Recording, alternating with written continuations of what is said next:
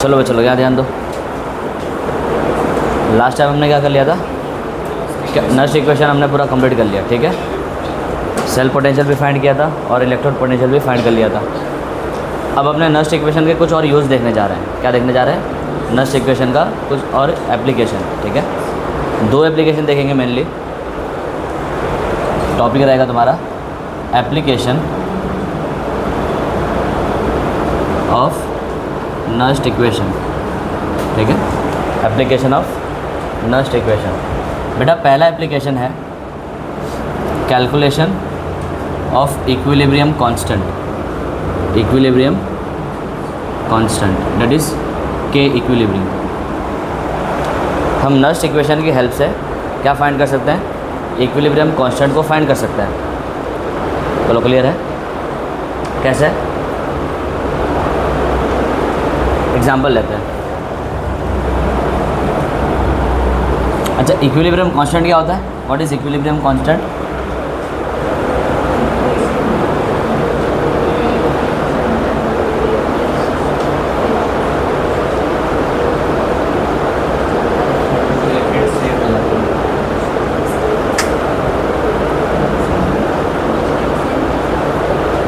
क्या होता है सना?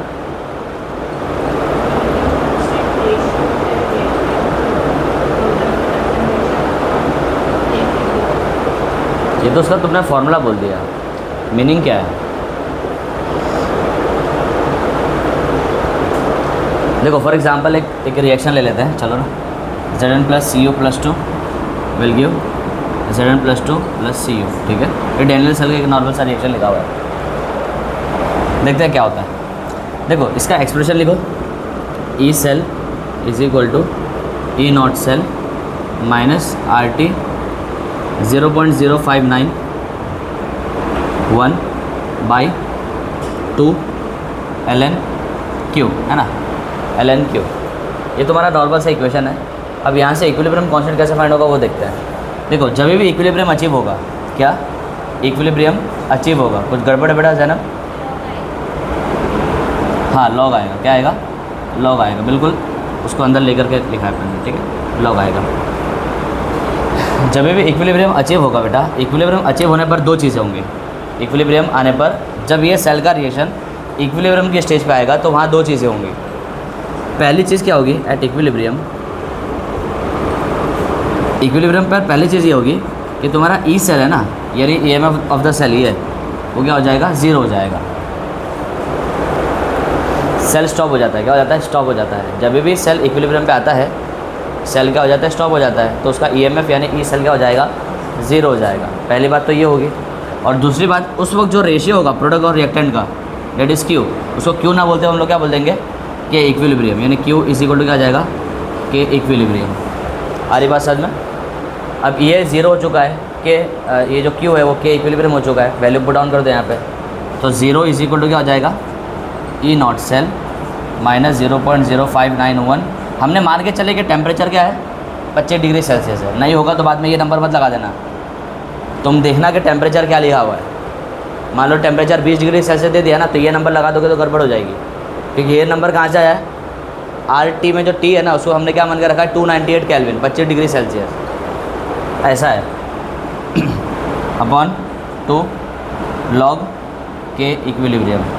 बताओ ई सेल इधर आ जाएगा तो माइनस में आ जाएगा, माइनस से माइनस क्या हो जाएगा? कैंसिल। तो तुम्हारा ई नॉट सेल की वैल्यू क्या आ जाएगी? 0. या मैं ऐसे लिख देता हूँ normal, R T upon N F. N की वैल्यू फ़िलहाल हमारे इसके लिए 2 है। क्या बोलेंगे? ln के इक्विलिब्रियम। नॉर्मल मैंने कन्वर्ट कर दिया उसको, ठीक है, ताकि एक इक्वेशन बन जाए ना हमारे पास। अब देखो तुमको ई नॉट सेल दे दिया रहेगा, ई नॉट सेल दे दिया रहेगा, या नहीं दिया होगा तो इसको निकालने के लिए वैल्यू दे देगा वो। आर की वैल्यू पता ही होती है, टेम्परेचर दे देगा, एन लिख देते हैं। चलो जनरलाइज कर देते हैं इसको। एन की वैल्यू तुमको पता चल जाएगी। कैसे पता चलेगी? रिएक्शन को रीड करके, सिंपल है। एफ की वैल्यू पता ही होती है। जब ये सारी वैल्यू पता है तो तुमको यहाँ से के इक्विलिब्रियम नहीं फाइंड हो जाएगा? बिल्कुल फाइंड हो जाएगा। यानी हमने क्या करा? नस्ट इक्वेशन की हेल्प से क्या कर लिया? इक्विलिब्रियम कांस्टेंट फाइंड कर लिया किसी भी रिएक्शन के लिए, किसी भी सेल के लिए। आई मीन क्लियर है? तो ये तुम्हारा क्या हुआ? नस्ट इक्वेशन का पहला एप्लीकेशन। आई मीन ऐसे तो देखा जाए तो तुमने ई सेल फाइंड कर लिया, वो पहला एप्लीकेशन था। दूसरा एप्लीकेशन क्या हुआ? के इक्विलिब्रियम फाइंड करना। नस्ट इक्वेशन का तो मेन काम क्या था, ई सेल फाइंड करना ना, तो काइंड ऑफ वो पहला यूज़ हो गया। दूसरा यूज़ क्या है, के इक्विलिब्रियम फाइंड करना। समझ में आ रही बात? अच्छा, इंपॉर्टेंट बात जो समझने वाली यहाँ पे ये नहीं है, इंपॉर्टेंट बात जो समझने वाली है या तुम्हें सवाल होना चाहिए कि सर ई सेल ज़ीरो कैसे हो गया। देखो ये तो रेशियो को बस कन्वर्ट कर दिया हमने, क्यू से के लिख दिया, ये तो ठीक है, कॉमन सेंस की बात है। ये ज़ीरो कैसे हुआ, मेन मुद्दा तो ये है, इक्विलिब्रियम पे आने पर रीच करने पर सेल का वोल्टेज ज़ीरो कैसे हो जाता है, ड्रॉप्स टू ज़ीरो, ये कैसे होता है, एनी आइडिया? मेन तो यही समझना है, डेरिवेशन तो बड़ा सिंपल ही था, ठीक है। मेन अपने को समझना है कि E cell is equal to zero कैसे हो गया। इसको भी बड़ा समझना आसानी है, नस्ट इक्वेशन से ये भी समझ में आ जाएगा तुमको। Any hint?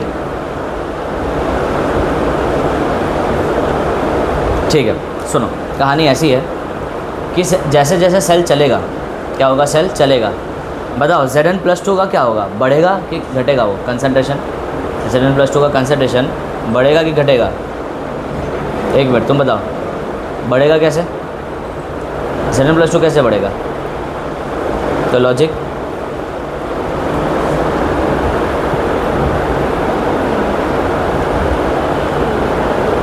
अरे Zn+2 प्रोडक्ट है ना, तो विद टाइम प्रोडक्ट की वैल्यू तो बढ़ती है ना, खत्म हो गई बात। Zn+2 क्या है, प्रोडक्ट है, विद टाइम क्या होगा, रिएक्टेंट कम होगा, वो बढ़ेगा, तो हो गया ख़त्म कहानी। तो Zn+2 की वैल्यू क्या होगी, बढ़ेगी। या तो तुम ऐसे ही बोल सकते हो, अरे बात तो सब वही है कि सर विद टाइम क्या होगा, ऑक्सीडेशन होता रहेगा Zn+2 बनता रहेगा, बात सब एक ही, अलग अलग वे है बोलने के। Zn+2 का कंसंट्रेशन क्या होगा, साधारण बढ़ेगा, Cu+2 का वो भी बढ़ जाएगा। Cu+2 कहाँ है ज़रा देखो तो, कमाल करते हो। Cu+2 किधर है, रिएक्टेंट की तरफ है ना, तो उसकी वैल्यू क्या होगी, कम होगी, अभी तो बोला। तो Zn+2 बेटा बढ़ रहा है और Cu+2 क्या हो रहा है, घट रहा है, ठीक है। नाउ हाफ रिएक्शन पे ई सेल लगाओ, आई मीन नस्ट इक्वेशन लगाओ, बताओ ई Zn+2 से Zn इज इक्वल टू क्या हो जाएगा, E0 Zn+2 से Zn minus RT upon 2F NF, जो लिखना वो लिखो, ln Zn+2 हो जाएगा। बताओ एनोड हाफ सेल पे, मैंने कहा लगाया, एनोड हाफ सेल पे लगा दिया, क्या ये सही है? अरे बोलो ना,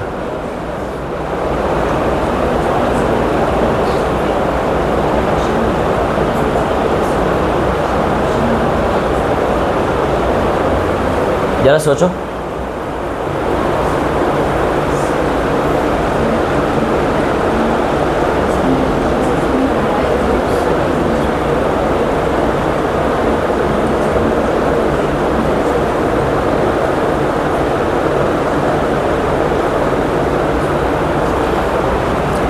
रिएक्शन क्या हो रहा है Zn से,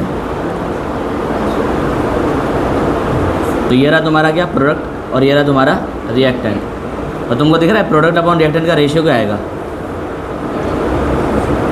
Zn+2 आएगा ना। आई बात समझ में? यानी ये ऑक्सीडेशन के फॉर्म में लिखा हुआ है, लेकिन यहाँ पे ये जो ये रिप्रेजेंटेशन है वो क्या, रिडक्शन का फॉर्म है, यानी असल में इसको ऐसा होना चाहिए था। बोला आ रही बात समझ में? अभी क्या हो गया, सही हो गया। बाद में तुम इंटरनल चेंज करोगे कल जो देखा था, तो यहाँ पे क्या आ जाएगा, माइनस माइनस आ जाएगा, और वो माइनस माइनस क्या करेगा, कैंसिल कर देगा। बट ठीक है, जो भी है। अब जरा बताओ Zn+2 की वैल्यू क्या हो रही है, बढ़ रही है। Zn+2 के बढ़ने से ln Zn+2 क्या होगा,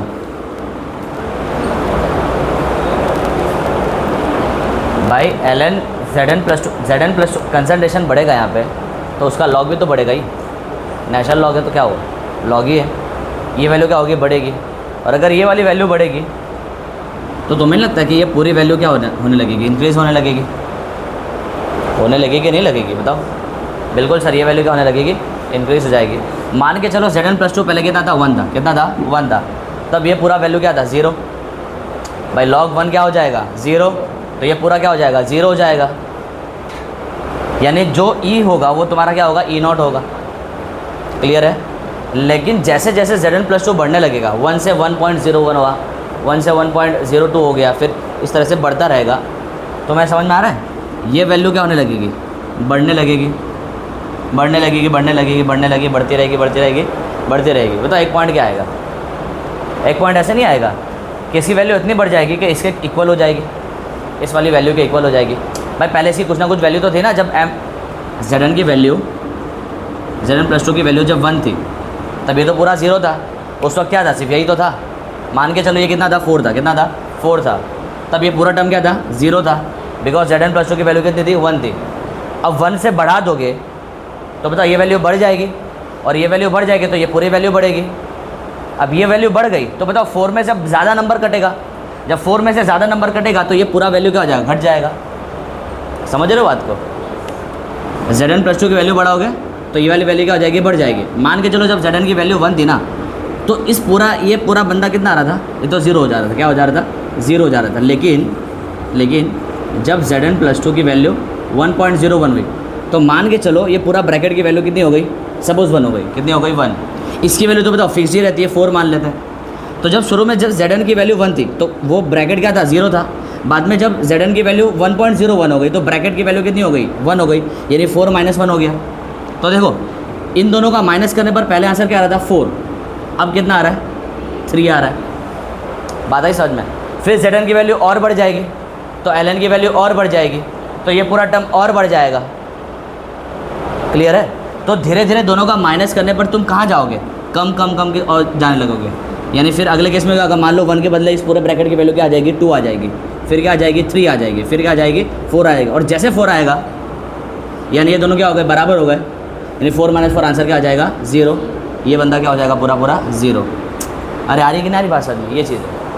तो जैसे जैसे Zn+2 की वैल्यू बढ़ने लगेगी वैसे वैसे क्या होने लगेगा, ऑक्सीडेशन पोटेंशियल। ये कौन सा पोटेंशियल लिखा हुआ है, ऑक्सीडेशन पोटेंशियल। ऑक्सीडेशन करने की क्षमता वो क्या हो रही है, 0 की तरफ बढ़ रही है। क्या बढ़ रही है, 0 की तरफ बढ़ रही है। और एक पॉइंट तो ऐसे ही आ जाएगा सीधा कि Zn+2 इतना बढ़ चुका होगा, इतना बढ़ चुका होगा कि उस वक्त इन दोनों का डिफरेंस रहेगा ही नहीं, 0 हो जाएगा। यानी इसकी वैल्यू क्या आ जाएगी, 0 हो जाएगी। बोलो आ रही बात समझ में, ये चीज़ है। तो ऑक्सीडेशन पोटेंशियल तो क्या हो गया, 0। अब देखते हैं रिडक्शन पोटेंशियल के बारे में। पहले तुमको इतनी कहानी समझ में आई, जिनको नहीं समझ में तो देख लो ज़रा, कॉमर्स से लगाओ, पॉज करो वीडियो। बताओ कैथोड हाफ सेल के लिए बताओ क्या होगा। कैथोड में तो सिंपल ही था ना, क्या था simple, Cu+2 to Cu is equal to E0 Cu+2 to Cu minus RT/NF ln Cu+2 क्या 1/Cu+2। रिएक्शन ऐसा था ना इसका, तो प्रोडक्ट अपॉन रिएक्टेंट, ये नीचे आएगा बंदा और ये तो 1 हो जाएगा, 1/Cu+2। अब फिर से वैसे ही दिमाग लगाना है। बताओ विद टाइम क्या हो रहा है, Cu+2 क्या हो रहा है, घट रहा है क्या बढ़ रहा है, घट रहा है ना। तो Cu+2 की वैल्यू घटेगी, यानी डिनोमीटर घट रहा है। अगर डिनोमीटर घटेगा, डिक्रीज़ होगा, तो फ्रैक्शन क्या होगा, फ्रैक्शन तो इंक्रीज़ होगा। यानी फिर से Zn वाली कहानी हो गई। जैसे वहाँ Zn बढ़ रहा था, यहाँ पे 1/Cu+2 क्या होने लगेगा, बढ़ने लगेगा विद टाइम, वक्त के साथ साथ। जैसे जैसे Cu+2 घटेगा वैसे ये वाला पूरा फ्रैक्शन क्या होने लगेगा, बढ़ने लगेगा। फिर से वही Zn वाली कहानी आ जाएगी। जब ये बढ़ेगा तो ये नंबर भी बढ़ेगा, ये नंबर बढ़ेगा, और ये तो फिक्स्ड ही है, ये तो चेंज नहीं होने वाला है। वापस से इसको 4 मान लो, तो पहले 0 था मान लो, फिर इस ये पूरे ब्रैकेट की वैल्यू कितनी आ जाएगी, इस पूरे ब्रैकेट की वैल्यू 1, फिर 2, फिर 3, फिर 4। एक पॉइंट ऐसा आएगा कि दोनों की वैल्यू क्या आ जाएगी, बराबर हो जाएगी। यानी रिडक्शन पोटेंशियल भी क्या हो जाएगा, 0 हो जाएगा। क्या आ जाएगा, 0। आ रही कि नहीं आ रही बात समझ में, ये चीज़ है सिंपल। तो जैसे जैसे टाइम इंक्रीज़ हो रहा है, Zn+2 बढ़ रहा है, Cu+2 क्या हो रहा है, घट रहा है। और दोनों का रिजल्ट ये आ रहा है कि इनका खुद का अपना पर्सनल जो पोटेंशियल है, Zn का ऑक्सीडेशन और Cu का रिडक्शन, दोनों पोटेंशियल क्या हो रहा है, 0 हो जा रहा है। क्या हो जा रहा है, 0। जब दोनों का पोटेंशियल ही 0 हो गया तो ई सेल भी क्या हो जाएगा, 0 हो जाएगा। आ रही कि नहीं बात समझ में। इसको तो मैंने इंडिविजुअल बताया, तुम साथ में भी दे सकते हो। नस्ट इक्वेशन सीधा अगर तुम सीधा मेन फुल सेल इक्वेशन इस पर लगा दोगे ना तो भी आ जाएगा आंसर। देखो E cell is equal to E0 cell, ये अभी हमने कैसे देखा, इंडिविजुअल हाफ ऑफ रिएक्शन को समझ के देखा। एक साथ ही समझ सकते हैं इस कहानी को। RT अपॉन NF ln, बताओ ऊपर क्या आएगा Zn+2 और नीचे क्या आएगा Cu+2। बताओ Zn+2 की वैल्यू बढ़ रही है और Cu क्या हो रहा है, घट रहा है। Cu+2 क्या हो रहा है, घट रहा है। तो यहाँ पे भी क्या हो रहा है बताओ, ओवरऑल फ्रैक्शन क्या हो रहा है, बढ़ ही रहा है। Zn+2 का बढ़ना भी फ्रैक्शन को बढ़ा रहा है और Cu+2 का घटना भी क्या हो रहा है, फ्रैक्शन को बढ़ा ही रहा है। तो तुम यहाँ से सीधा सीधा भी समझ सकते हो कि ओवरऑल ये पूरा फ्रैक्शन क्या होगा, बढ़ेगा। एक पॉइंट ये आएगा कि ये नंबर और इसका नंबर दोनों क्या हो जाएंगे, मैच कर जाएंगे। माइनस करोगे आंसर क्या आ जाएगा, 0। ई सेल क्या हो जाएगा, 0। और उसी स्टेज को हम लोग क्या बोलते हैं, इक्विलिब्रियम। क्या बोलते हैं, इक्विलिब्रियम। क्लियर हो रही बात, ये चीज़ है। Zn+2 बढ़ेगा और Cu+2 क्या होगा, घटेगा, ऐसा। इसीलिए हमने बोला था कि एट इक्विलिब्रियम ई सेल क्या हो जाता है, 0 हो जाता है। और उस वक्त जितना भी Zn+2 बचा हुआ है और जितना भी Cu+2 बचा हुआ है, इक्विलिब्रियम पे आने पर उनके रेशियो को जब लोगे तो क्या रहेगा, जब भी टाइम मान लो इक्विलिब्रियम आया अभी 12 बजे आ गया, तो 12:10 पे 12:15 पे बताओ प्रोडक्ट का कंसंट्रेशन चेंज होने वाला है क्या, या रिएक्टर का कंसंट्रेशन चेंज होगा क्या। बात आ रही इक्विलिब्रियम पे जब आ जाओगे बेटा तो रिएक्शन तो स्टॉप भी हो गई, ई सेल 0 हो गया ना, यानी रिएक्शन क्या हो गई, स्टॉप हो गई। रिएक्शन स्टॉप हो गई तो और Zn+2 बनेगा नहीं और Cu+2 घटेगा नहीं। तो तुम इक्विलिब्रियम के आने के बाद फ़ौरन तुम रेशियो चेक करो, या 10 मिनट के बाद रेशियो चेक करो, या 1 घंटे के बाद रेशियो चेक करो।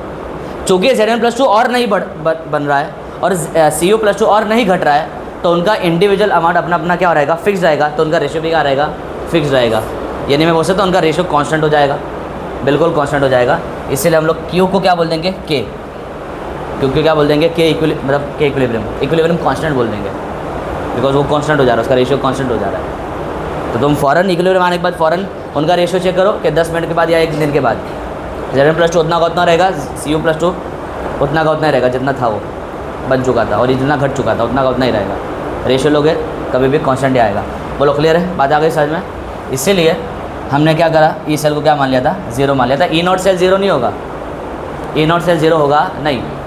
आ रही कि नहीं हमारी बात समझ में। 0 कौन होगा, ई सेल। इक्विलिब्रियम में ई सेल 0 हो जाएगा, क्योंकि ये तो स्टैंडर्ड कंडीशन में मापा ही गया है ना, इसकी वैल्यू तो आएगी कोई ना कोई।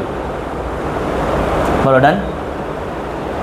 तो इस तरह से सम आएंगे तुमको इक्विलिब्रियम कांस्टेंट फाइंड करने के लिए। तो तुम क्या करना, ई सेल को 0 रख देना, इधर उधर कर देना, ले देके तुम्हारा इस तरह से एक्सप्रेशन बनेगा, इक्वेशन बनेगा। बोलो क्लियर है, ठीक है। हेडिंग डालो, पॉज कर दो वीडियो को। तुमको एक इक्वेशन लिख के दी हुई है, Ag plus Cl minus will give AgCl। बेटा पहले तो ये रेडॉक्स रिएक्शन है ही नहीं, तो इस पर तुम नस्ट इक्वेशन कैसे लगाओगे। नस्ट इक्वेशन किसके लिए होती है, इलेक्ट्रोकेमिस्ट्री वाले टॉपिक के लिए होता है, और ये इलेक्ट्रोकेमिस्ट्री का पार्ट ही नहीं है।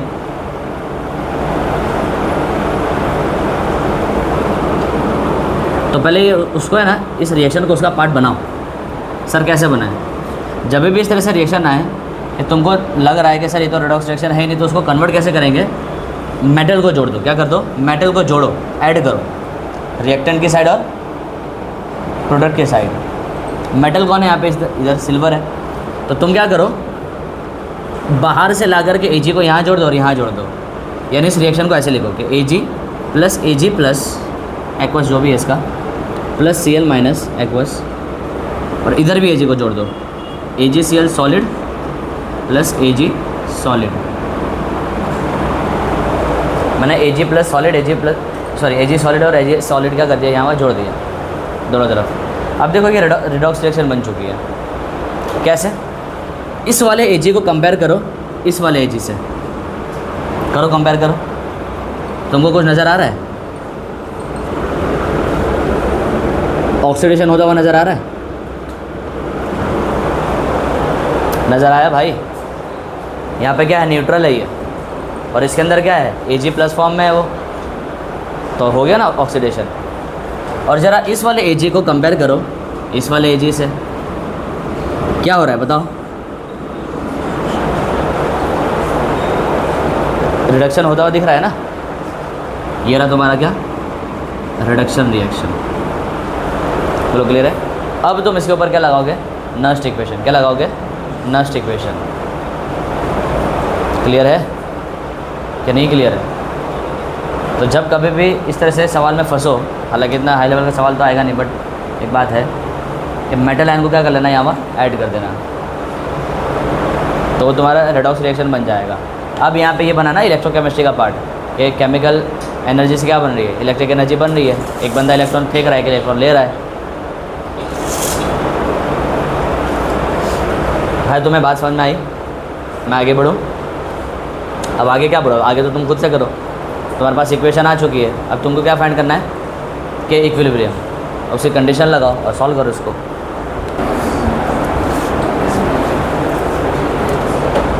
यहाँ देखो बेटा, सॉल्युबिलिटी प्रोडक्ट का मतलब ये इक्विलिब्रियम कांस्टेंट है। क्या ये सॉल्युबिलिटी प्रोडक्ट क्या है? एक तरह का इक्विलिब्रियम कांस्टेंट है। बेटा इक्विलिब्रियम कांस्टेंट अलग अलग तरीके के होते हैं। आ रही बात समझ में? वो चैप्टर नंबर 1 में अपने ने किया था ना के ए, ये भी क्या था, एक प्रकार का इक्विलिब्रियम कांस्टेंट था। अभी जो फिलहाल हमको फाइंड करना है वो के एस पी है, सॉल्युबिलिटी प्रोडक्ट। तो ये भी एक प्रकार का क्या है, इक्विलिब्रियम कांस्टेंट है। सॉल्युबिलिटी प्रोडक्ट के नाम के अंदर क्या आ रहा है, सॉल्युबिलिटी आ रहा है, यानी घुल रहा होगा। क्या हो रहा होगा, घुल रहा होगा। कौन घुल रहा होगा, PbCl2। तो PbCl2 जब घुलेगा तो क्या बनेगा, Pb+2 और 2Cl-। यानी जो तुम लिख रहे हो तुम उल्टा लिख रहे हो असल में, क्योंकि तुमने अभी ऐसे ही एक इक्वेशन करके आए हो कि Ag++Cl- मिल के VgCl, तो तुम उसी तरह से बिहेव कर रहे हो इधर भी। भाई तुम जरा बात को समझो, सॉल्युबिलिटी प्रोडक्ट लिखा है ना, यानी सॉल्युबल घुल रहा होगा। घुल रहा होगा तो मतलब क्या होगा, PbCl2 तुम्हारा रिएक्टेंट होगा। PbCl2 क्या होगा, रिएक्टेंट होगा। और प्रोडक्ट कौन होगा, Pb+2 + 2Cl-। बोलो क्लियर है क्या, नहीं क्लियर है? ये तुम लोग क्या लिख रहे हो, इसको इधर लिख रहे हो और उसको उधर लिख रहे हो। इसका लॉजिक समझ में आया? लॉजिक क्या है, हम घुलने की बात कर रहे हैं, हम घुलने की बात कर रहे हैं। सॉल्युबिलिटी प्रोडक्ट तो घुलेगा मतलब ये टूटेगा, तभी तो घुलेगा, तभी ऐसा हो जाएगा। अब फिर वही वाला लॉजिक लगा देंगे, सर ये तो डिसोसिएशन वाला रिएक्शन हो गया ना, ये कहाँ रेडॉक्स है, रेडॉक्स दिख रहा है क्या, अब ये दिख रहा है क्या रेडॉक्स, ये नहीं। फिर अब वो लॉजिक लगाएंगे कि Pb यहाँ पे ऐड कर देंगे और Pb यहाँ पे क्या करेंगे, ऐड कर देंगे। अब ये तुम्हारा क्या हो गया, ऑक्सीडेशन, और ये क्या हो गया, रिडक्शन। नाउ तुम प्रोसीड कर सकते हो। क्लियर है? पहले रिएक्शन लिखो और E0 को देख करके ये साबित मत कर दो कि सर ये एनोड है और ये कैथोड है। यहाँ से कैसे पता चलेगा अल्फिया, यहाँ से देख के कैसे पता चलेगा कि कौन एनोड कौन कैथोड है? ये तो कुछ भी दिया रहता है ना, ये तो कभी ऑक्सीडेशन दे देगा, कभी रिडक्शन दे देगा। किसी का ऑक्सीडेशन पोटेंशियल यहाँ पे दिया हुआ है तो इसका मतलब क्या, ये एनोड होगा। अबे कैथोड का भी तो ऑक्सीडेशन पोटेंशियल दे सकता है वो घुमाने के लिए। आ रही कि नहीं आ रही बात समझ में? और जब दोनों का रिडक्शन पोटेंशियल मान लो दिया हुआ है, तो दोनों का जब रिडक्शन दिया तो तुम कैसे पता लगाओ कौन कैथोड है कौन एनोड है, बताओ? ये चीज़ है। यहाँ से तुम यहाँ से पता मत लगाओ, तुम देखो पहले रिएक्शन लिख करके कौन एनोड की तरह बिहेव कर रहा है, कौन कैथोड की तरह बिहेव कर रहा है। क्लियर है? ये चीज़ है। हाँ तुम वैल्यू देख के पता लगा सकते हो, ये एक्सप्रेशन देख के पता मत लगाओ, वैल्यू तो देख के पता लगा ही सकते हैं। कैथोड का क्या होगा, ज़्यादा होगा, एनोड का क्या होगा, कम होगा रिडक्शन पोटेंशियल। ये चीज़ है। बट तुम यहाँ से जजमेंट पास किया करो रिएक्शन से, ठीक है? बताओ क्या होगा, एनोड की तरह कौन बिहेव कर रहा होगा, ये वाला यहाँ हो रहा है ना ऑक्सीडेशन, और ये क्या होगा, रिडक्शन। ये तुमको दो वैल्यू दी थी, एक तो क्या दिया था, पहला वैल्यू क्या था, E0 Cl- PbCl2 से Pb, ये वैल्यू क्या थी, -0.27 वोल्ट, और E0 Pb+2 to Pb is equal to क्या दिया था, -0.12। अब यहाँ से अब इसको देखो, ये रहा तुम्हारा क्या, ऑक्सीडेशन है ना, ऑक्सीडेशन वाला है ना, यानी ये क्या दिया तुमको, E0 रिडक्शन एट एनोड।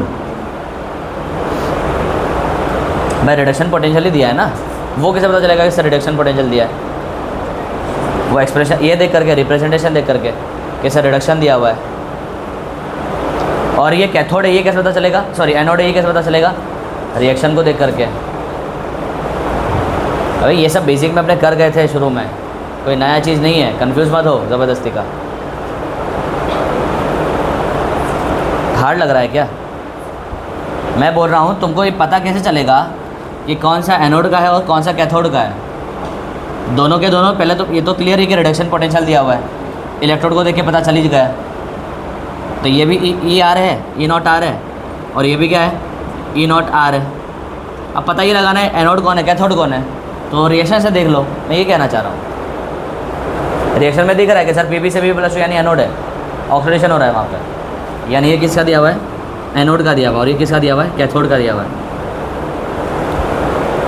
पल्ले पड़ी, बस जब ये पता चलेगा दोनों को माइनस कर दो। डन, करो copy. Second application, calculation of pH. Nernst equation से अपने क्या पता लगा सकते हैं, पीएच। एग्जांपल से स्टार्ट करते हैं।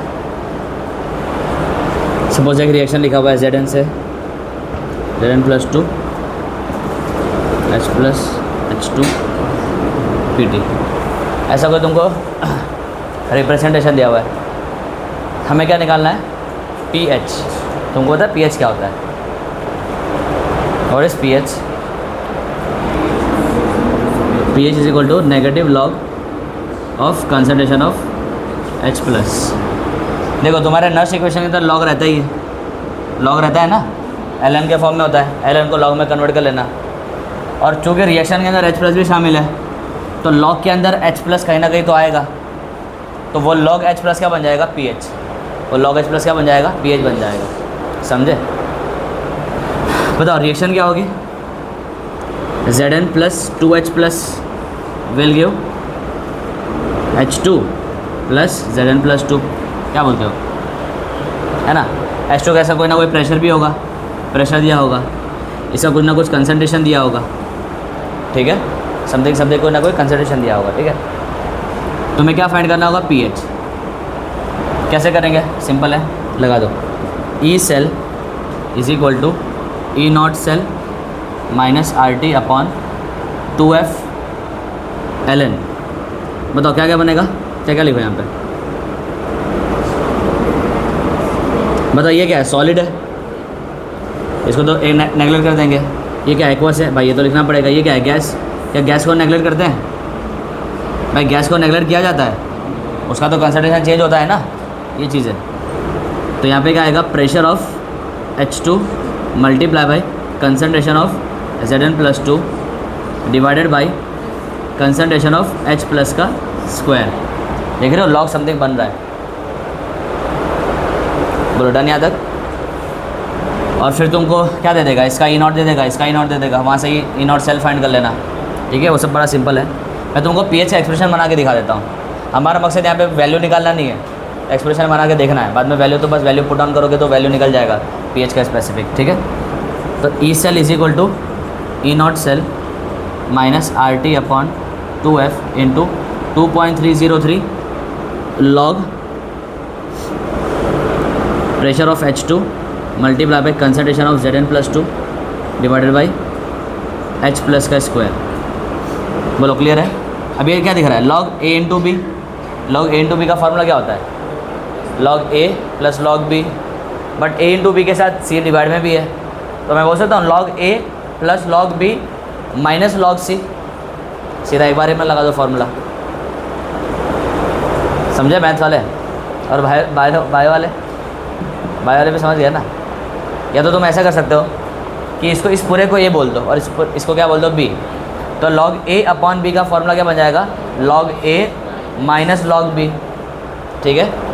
बट लॉग A के अंदर भी क्या है, दो लोग है, तो लॉग ऑफ ये प्लस लॉग ऑफ ये माइनस लॉग ऑफ ये बचेगा। इतना अच्छा बोलने से अच्छा तो बता दिया होता। बताओ ऐसा बोल सकता हूँ, log A into B minus log C। मेरे यार बात आ रही है नहीं आ रही समझ में। फिर यहाँ पे log A इंटू बी का फॉर्म लगा दो, तो log A plus log B minus log C minus log C, तो हो गया ना।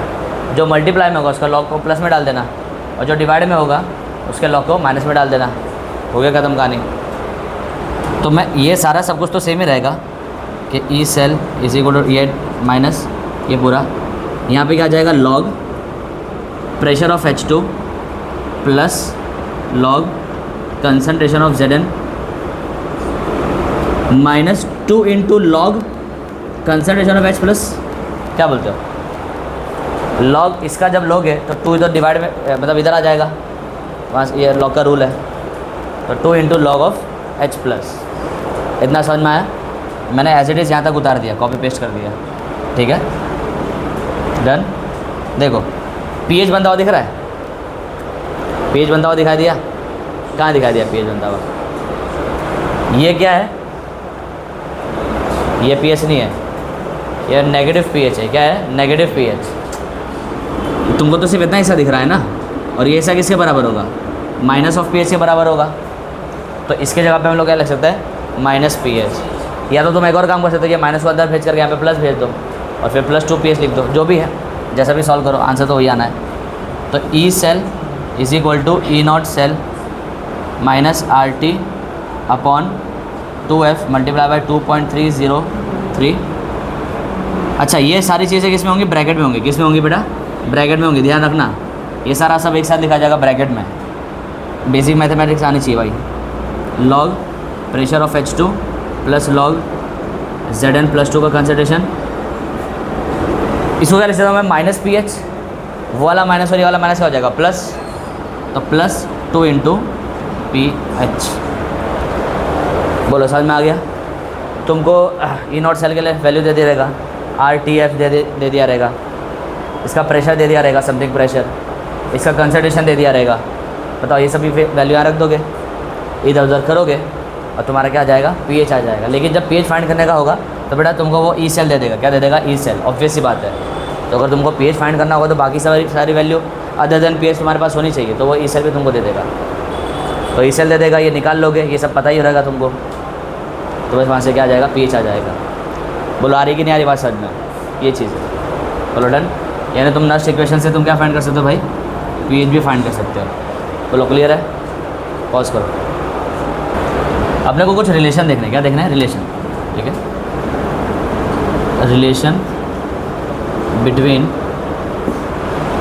Between E cell and delta G. E cell and delta G, ठीक है। देखो, इलेक्ट्रिकल वर्क डन, क्या? Electrical work done is equal to क्या होता है? Potential difference multiply by charge. ये तो क्लास 10 से पढ़ते आ रहे हो, याद है? V is equal to work done per unit charge. Work done per unit charge, बस चार्ज को इधर ले लिया और थोड़ा सा इसको ढंग से लिख दिया, ई इलेक्ट्रिक, ठीक है। बताओ, तुम्हारे जो सेल है उसका तो वोल्टेज क्या होगा? ई सेल होगा। तो मैं V की जगह लिख देता हूँ, ई सेल, है ना। और ये क्या है? चार्ज जो कि जा रहा है इधर उधर। कितना चार्ज जाता है? NF जाता है। NF समझ में आता है? NF क्या है? What is NF? देखो, जब 1 मोल इलेक्ट्रॉन लेते हो ना, 1 मोल इलेक्ट्रॉन, तो उनका जो कंबाइंड चार्ज होता है ना, वो इतना होता है, 96500 कूलम। 1 मोल इलेक्ट्रॉन लो, 1 मोल इलेक्ट्रॉन यानी 6.022, उतना सारा इलेक्ट्रॉन जमा करो। उतना जब इलेक्ट्रॉन जमा करोगे तो कितना चार्ज बनेगा? 96500 कूलम। ये तो क्लास 10 की चीज़ है, समझे। और इसी को हम लोग क्या बोल देते हैं? 1 फैराडे। क्या बोलते हैं? 1 फैराडे। यानी 1 मोल इलेक्ट्रॉन का चार्ज कितना होगा? 1 फैराडे होगा। तो क्या तुम्हारे रिएक्शन के अंदर 1 ही मोल इलेक्ट्रॉन ट्रांसफर हो रहा होगा? कभी 2 होता है, अक्सर तो 2 ही तुमने देखा है रिएक्शन में, कभी 3 भी हो सकता है। क्लियर है? तो 1 मोल के लिए अगर 1 फैराडे है तो 2 मोल के लिए कितना होगा? 2 फैराडे हो जाएगा। तो n मोल के लिए कितना होगा? n फैराडे हो जाएगा। वही लिखा भाई, ये टोटल चार्ज जो यहाँ जा रहा है। अगर 1 मोल जा रहेगा तो 1 फैराडे हो जाएगा, 2 मोल जा रहा होगा तो 2 फैराडे, तो n जा रहा होगा तो n फैराडे। n की वैल्यू कुछ भी हो सकती है। बात आ रही कि नहीं आ रही समझ में? यानी मैं इसको लिख सकता हूँ NF E cell electrical work done. बोलो क्लियर है? नाउ तुम्हारा जो डेल्टा जी होता है ना, वो इस वर्क डन का नेगेटिव होता है। क्या होता है? इस वर्क डन का नेगेटिव होता है। क्लियर है? तो बस ये वैल्यू यहाँ पे रख दो। तो डेल्टा जी इक्वल क्या आ जाएगा? Minus NF E cell. और इसी रिलेशन को अगर तुम स्टैंडर्ड कंडीशन में देखो, कहाँ देखो? स्टैंडर्ड कंडीशन में देखो, तो तुम्हारे क्या हो जाएगा? Delta G naught is equal to minus NF E naught cell. बोलो समझ में आ गई बात? तो ये डेल्टा जी और ई सेल के बीच में क्या देखना है तुम्हें? रिलेशन ध्यान में रखना है। कैसे आया? वो तुम्हारे पास डेरिवेशन है। बोलो समझ में आ गया इतना? और एक और रिलेशन भी है, वो मेरे दिमाग से थोड़ा सा निकल गया अभी।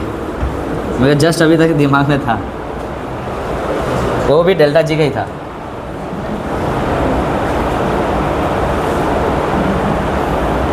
हाँ, नर्स्ट इक्वेशन से निकालते हैं, ठीक है, नर्स्ट इक्वेशन से निकालते हैं।